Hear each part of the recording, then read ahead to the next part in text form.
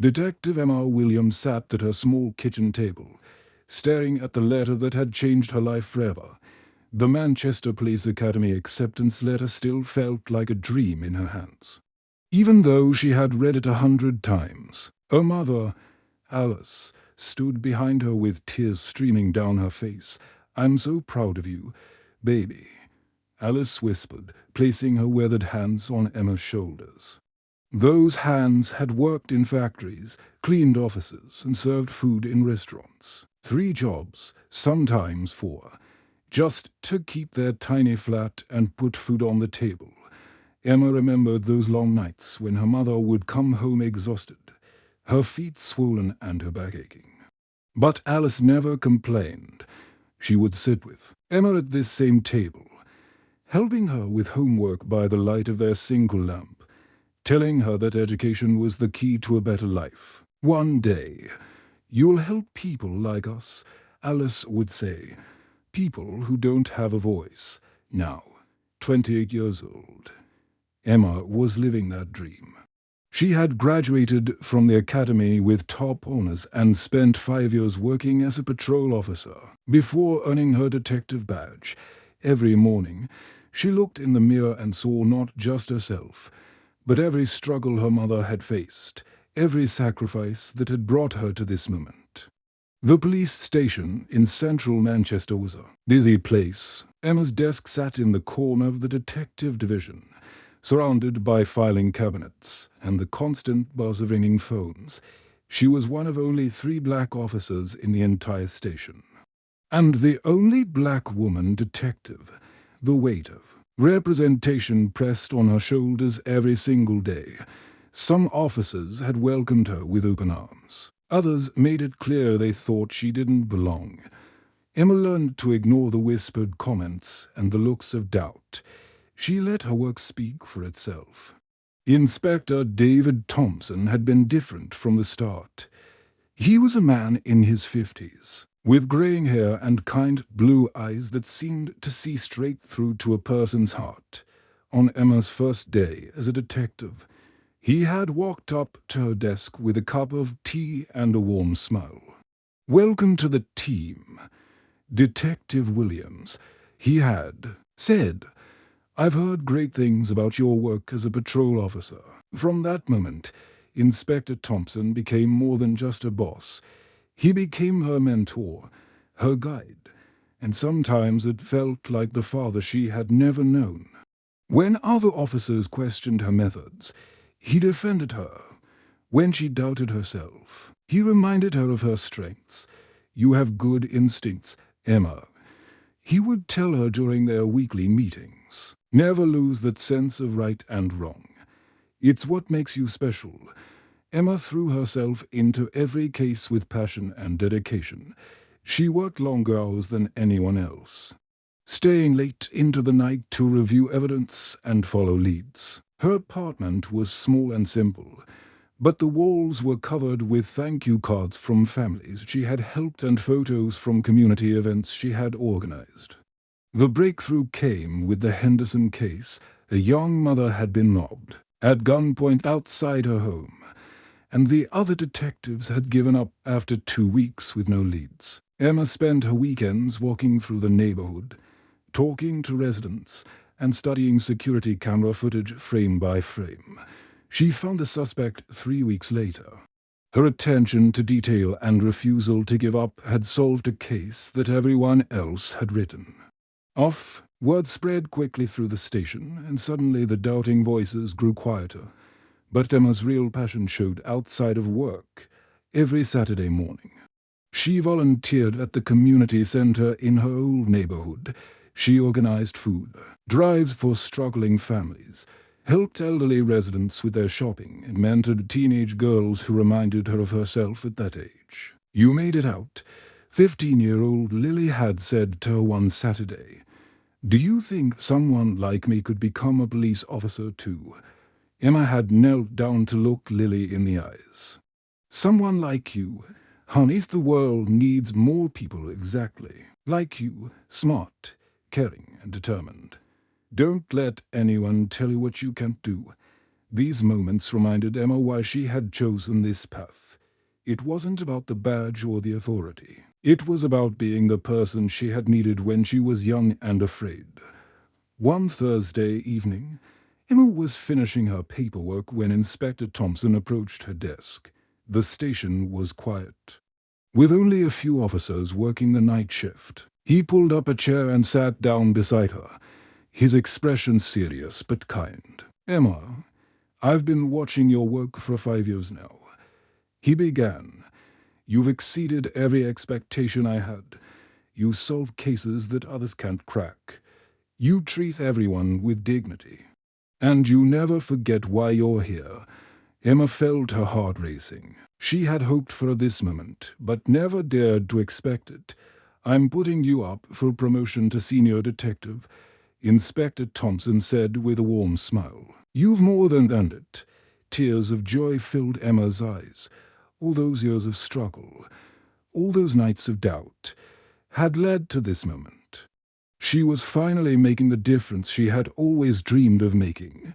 The promotion had brought Emma new responsibilities and more complex cases. 3 months into her new role as senior detective, she was assigned to investigate a series of break-ins in Wilmslow, the wealthy area on the outskirts of Manchester. Expensive jewelry, cash, and valuable electronics were being stolen from luxury homes while the families were away on holiday. Emma visited each crime scene carefully, taking photos and interviewing neighbors. The pattern seemed simple enough. Someone was watching these homes, learning the family's routines, and striking when they knew no one would be home for several days. She expected to solve the case within a week or two, but something felt wrong. From the beginning, Emma had developed a sixth sense about cases over the years, and this one made her uncomfortable in a way she couldn't explain. The evidence didn't quite add up. Small details bothered her, like pieces of a puzzle that didn't fit together properly. The first strange thing she noticed was in the evidence room. Emma had gone to check on the jewelry recovered from the first break-in, planning to show photos to potential witnesses. But when she opened the evidence bag, half the items were missing. The expensive diamond necklace and gold watch that she had personally logged into the system were gone. Emma asked the evidence clerk, a young man named Peter, about the missing items. He looked confused and checked his computer records. According to the system, those items had never been logged in at all, but Emma had clear photos of herself placing them in the evidence bag, and she had the original paperwork with her own handwriting describing each piece. That night, Emma stayed late at the station. She went through the evidence room systematically, checking bags and boxes from other recent cases. Her stomach began to turn as she discovered more missing items. Money from drug rests had vanished. Expensive electronics from burglary cases were gone. Even small items like watches and rings had disappeared. She pulled the paperwork for each case and compared it to her own notes and photos. Someone had been changing the official records, making it look like these valuable items had never existed. In the first place, the alterations were skillful and would have fooled anyone who wasn't looking carefully. Emma's hands shook as she realized the scope of what was happening. This wasn't just a few missing items, this was systematic theft on a massive scale. Someone was stealing from crime victims, people who had already suffered enough. These families had trusted the police to recover their belongings and bring them justice. Instead, they were being robbed again by the very people they had turned to for help. Over the next 2 weeks, Emma worked like a detective possessed. She came in early and stayed late, carefully documenting every missing item and every altered record. She cross-referenced financial records, looking for any unusual patterns or unexplained income among the staff with access to the evidence. The investigation led her down a path she had never wanted to travel. The financial records showed deposits into a bank account that made her blood run cold. Large amounts of cash were being deposited regularly. Always just a few days after major arrests or evidence seizures, the account belonged to someone with the highest level of access to the evidence room, someone who could alter records without being questioned. Emma sat in her car outside the station one rainy Thursday night, staring at the bank statements in her lap. The name on the account was Inspector David Thompson, the man who had mentored her, who had believed in her when no one else would, who had promoted her just 3 months ago. Was stealing from crime victims.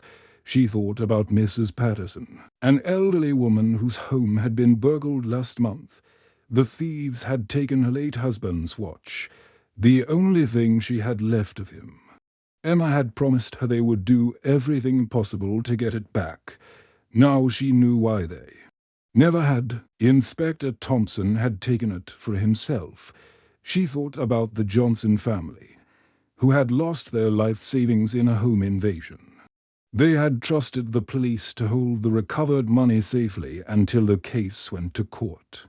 Instead, Thompson had stolen it, leaving them with nothing while he lived in comfort. Emma cried until her eyes burned. How could she have been so blind? How could the man she looked up to most in the world betray everything they were supposed to stand for? She had seen him as a father figure, a role model, a symbol of everything good about police work. Now she knew he was just a thief in a uniform. She thought about her mother, Alice, who had worked 3 jobs to keep them afloat. Alice had taught her that doing the right thing was never easy but always necessary. She thought about all the victims who had trusted the police to protect them, only to be betrayed by the very people they turned to for help. Emma knew what she had to do, but knowing and doing were 2 very different things. Emma stared at the ceiling of her small bedroom, watching the shadows move across the white paint as cars passed by outside. It was 3 in the morning, and she hadn't slept in days. Every time she closed her eyes, she saw Inspector Thompson's kind face, and then she remembered the bank statements hidden in her desk drawer. Her stomach felt empty, but the thought of food made her sick. She had lost 10 pounds in the past 2 weeks, and her uniform hung loose on her frame. Her mother would be worried if she saw her now. But Emma couldn't bring herself to eat when she knew what she had to do, the evidence against Inspector Thompson was overwhelming. She had copies of the bank statements, photos of missing evidence, and records of altered paperwork. Any honest investigation would lead to his arrest and imprisonment. But Emma wasn't just any officer making these accusations. She was a young, black woman accusing the most respected man in the department. Emma sat up in bed and rubbed her tired eyes. Who would believe her? Thompson had been with the force for 25 years. He had solved hundreds of cases, received numerous awards, and earned the respect of everyone from the chief constable to the community leaders. She had been a detective for 5 years. And half the officers still looked at her like she didn't belong. She imagined walking into the chief's office with her evidence. She could see the doubt in his eyes, the way he would question every document, every photo, every piece of proof she had gathered. They would say she was trying to destroy a good man's reputation. They would say she was unstable, jealous, looking for attention.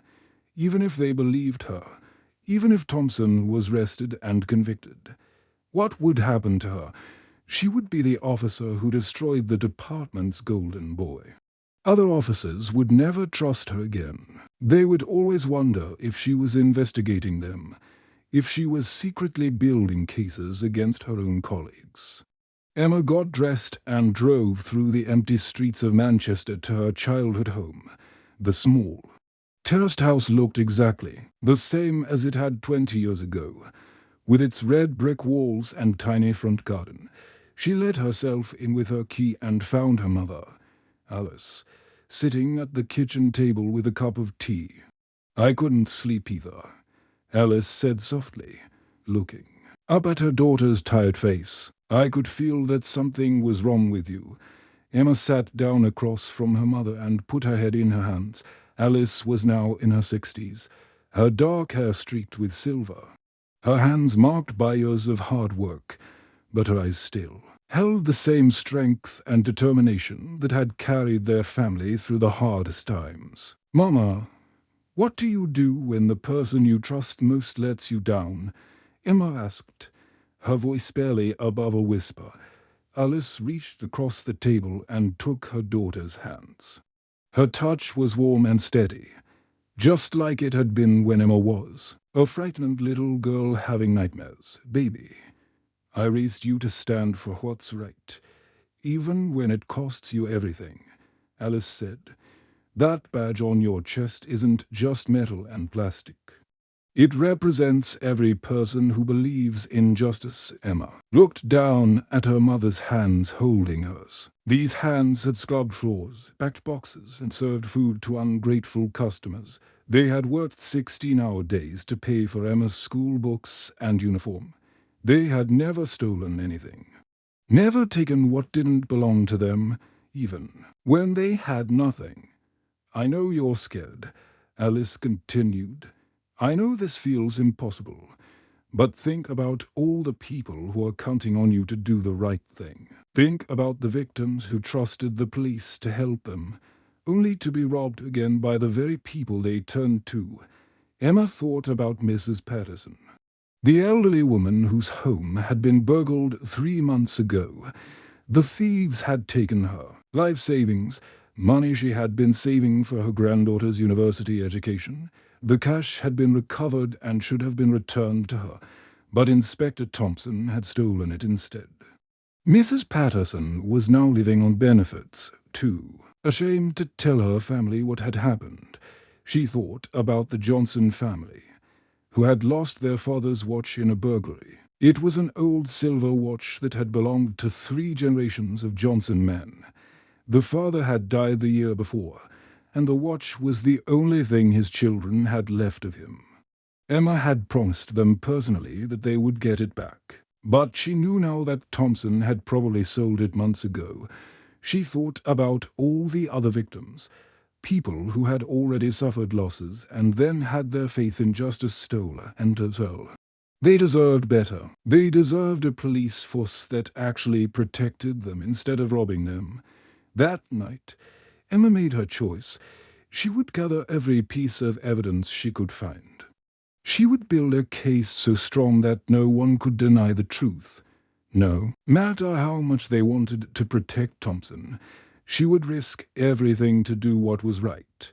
Over the next 2 weeks, Emma worked in secret. She came to the station early and stayed late, using her access to copy files and photograph evidence. She recorded conversations with Thompson, hoping to catch him admitting to his crimes. She documented every theft, every altered record, every lie he had told. She barely slept, knowing that each day she waited, more victims were being robbed of their belongings and their faith in justice. Finally, she had everything she needed. The evidence was clear, undeniable, and heartbreaking. The main conference room at Manchester Police Station was packed with officers from every shift.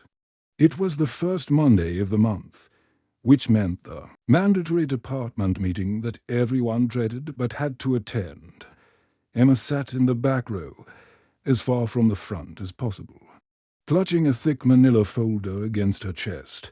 Her hands were sweating so badly that she had to wipe them on her trousers every few minutes. The folder contained copies of bank statements, photographs of missing evidence, and detailed records of every theft she had discovered.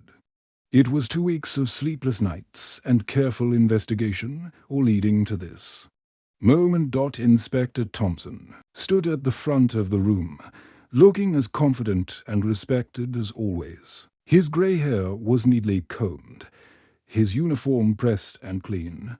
He was discussing new policies about evidence handling, and Emma almost laughed at the bitter irony of it all. Here was the man who had been stealing evidence for months, lecturing other officers about proper procedures, We must always remember that the evidence in our care belongs to the victims, Thompson was saying. It's our duty to protect these items and ensure they're returned to their rightful owners when cases are closed. Emma felt sick to her stomach. She looked round the room at her fellow officers, most of whom hung on Thompson's every word. Sergeant Williams nodded approvingly. Detective Foster took notes like a eager student. They all trusted him completely.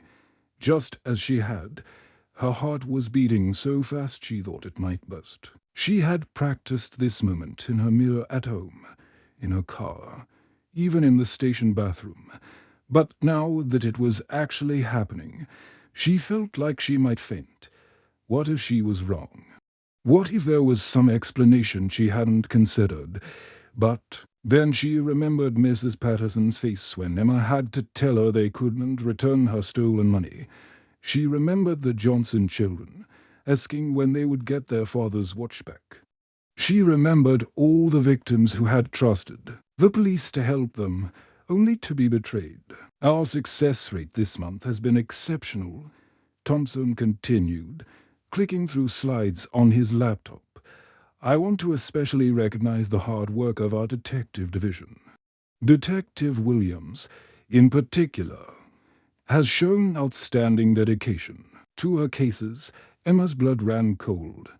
He was about to praise her, to make her stand up and accept recognition for her work.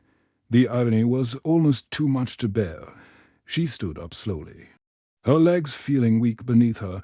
Every eye in the room turned to her. Some officers smiled, expecting her to give a humble thank you speech. Detective Martinez gave her a thumbs up. Sergeant Brown nodded approvingly. Others looked curious about why she seemed so pale and nervous. Detective Williams, Thompson said with a warm smile. Would you like to say a few words about your recent successes? Emma's mouth felt dry as sand. She looked at Thompson's kind face, the same face that had encouraged her through her darkest moments as a young officer. For a second, she almost couldn't do it. This man had been like a father to her. He had believed in her when no one else would. But then she thought about justice. She thought about the oath she had taken to serve and protect. She thought about all the victims who were counting on her to do the right thing. Inspector Thompson, Emma said, her voice barely above a whisper at first, then growing stronger. I need to place you under arrest. The room went completely silent. It was as if someone had pressed a pause button on the entire world. Emma could hear her own heartbeat in her ears. She could see the confusion spreading across the faces of her colleagues. Someone's coffee cup slipped from their hands and crashed to the floor, the sound echoing in the silent room. Another officer gasped audibly. A few people started to stand up, not sure what was happening or what they should do. Thompson's face went from confusion to shock to something that looked like fear. The color drained from his cheeks, and for the first time since Emma had known him, he looked old and vulnerable. Emma, what are you doing? He whispered, his voice cracking. Emma's hands were shaking, but her voice was steady. David Thompson, you are under arrest for theft, fraud, and corruption. You have the right to remain silent. Anything you say can, and will be used against you in a court of law. The room erupted into chaos. Officers shouted questions at each other and at Emma. Some demanded to know what was happening. Others stood up, not knowing whether to stop Emma or help her. A few reached for their radios, unsure who to call or what to report. This is insane, Detective Foster shouted. Emma, what's gotten into you? But Emma continued reading Thompson. His rights, her voice growing stronger with each word. She walked toward the front of the room, pulling out her handcuffs. Tears were streaming down her face, but her hands were steady as she placed the cuffs on the man who had once been her hero. I have evidence of your crimes, she said quietly to Thompson, so only he could hear. Evidence that will stand up in court. I'm sorry it had to be this way. The weeks after Thompson's arrest were the longest and hardest of Emma's life. She felt like she was living into different worlds at the same time, in one world. She was a hero who had exposed corruption and saved countless victims from further theft in the other world. She was a traitor who had destroyed a good man's life and career. Some officers treated her with no respect. Detective Martinez stopped by her desk every morning to bring her coffee and tell her how brave she had been. Sergeant Brown, who had barely spoken to her before, now made a point of asking about her cases and offering help. These officers understood that she had done something incredibly difficult for the right reasons, but others made her life miserable. They whispered behind her back in the corridors. They excluded her from lunch plans and after-work drinks. A few even refused to work with her on cases, claiming they couldn't trust someone who would turn on their own colleagues. Emma felt their cold stares and heard their hushed conversations every day. The investigation into Thompson's crimes revealed the full scope of his corruption. Internal Affairs discovered that he had stolen over £200,000 from evidence over the course of 5 years. The money had been used to pay for expensive holidays, a new car, and home improvements. Meanwhile, victims like Mrs. Patterson and the Johnson family had suffered in silence, never knowing that their belongings and money had been stolen twice. Emma spent hours being questioned by Internal Affairs investigators. They wanted to know every detail of her investigation, every piece of evidence she had gathered, every conversation she had recorded. She answered their questions honestly, even when it was painful to relive those difficult weeks of discovery. The media attention was overwhelming. Reporters called her phone constantly, wanting interviews and statements. Photographers waited outside her flat and followed her to work. Emma refused to speak to any of them. But that didn't stop them from writing stories about her. Some called her a hero. Others questioned her motives. She stopped reading the newspapers and watching the news. There were nights when Emma lay awake wondering if she had made the right choice. Thompson had been sentenced to 3 years in prison, and his wife had left him. His children, who Emma had met at department parties, were now embarrassed to tell people their father's name. Had she destroyed an entire family to serve justice? But then she would remember the victims. Mrs. Patterson had finally received her stolen money back, and she had sent Emma a thank you card with shaky handwriting. The Johnson family had been reunited with their father's watch, and they had invited Emma to dinner to show their gratitude. These moments reminded her why she had made her choice. Slowly, things began to change at the station. Other officers started coming forward with their own concerns about corruption and misconduct. Detective Foster admitted that he had seen Thompson taking items from the evidence room, but had been too afraid to report it. Sergeant Williams revealed that Thompson had pressured him to alter reports in the past. The investigation led to important reforms throughout the department. New security cameras were installed in the evidence room. A computer system was created to track every item from the moment it was logged in until it was returned or destroyed. Regular audits were scheduled to prevent future thefts. 6 months after Thompson's arrest, Emma received a call from the chief constable. She was being promoted to inspector, making her the youngest person and the first black woman to hold that position in the stations history. Emma felt proud but also nervous about the responsibility that came with the role. On her first day as inspector, Emma stood in the same conference room where she had arrested Thompson. The same officers who had witnessed that dramatic moment now looked at her with a mixture of respect, curiosity, and uncertainty. She took a deep breath and began to speak. "I know some of you are still angry with me," she said, looking round the room at familiar faces. "I understand that what I did was difficult to watch and hard to accept. But I want you to understand something important. This badge we wear means we serve the people, not ourselves. When we fail them, we fail everything we stand for. She paused, remembering her mother's words about justice and integrity. I didn't arrest Inspector Thompson because I wanted to hurt him. I arrested him because I wanted to protect the people who trust us with their safety and their belongings from now on. That's what we're going to do. We're going to be the police force our community deserves. Over the following year, Emma transformed the department. She created new community programs that brought officers and residents together. She improved training to help officers understand the impact of their actions on victims and their families. She established an anonymous reporting system so officers could report wrongdoing without fear of retaliation. The changes were remarkable. Crime rates dropped as the community began to trust the police again. Young people who had once feared officers now saw them as protectors and role models. Emma organized youth programs and mentorship opportunities. Just as she had done as a young detective, Emma never forgot the pain of that day in the conference room when she had to arrest a mentor. But she also never regretted her choice. She had learned that sometimes the hardest decisions lead to the most beautiful changes.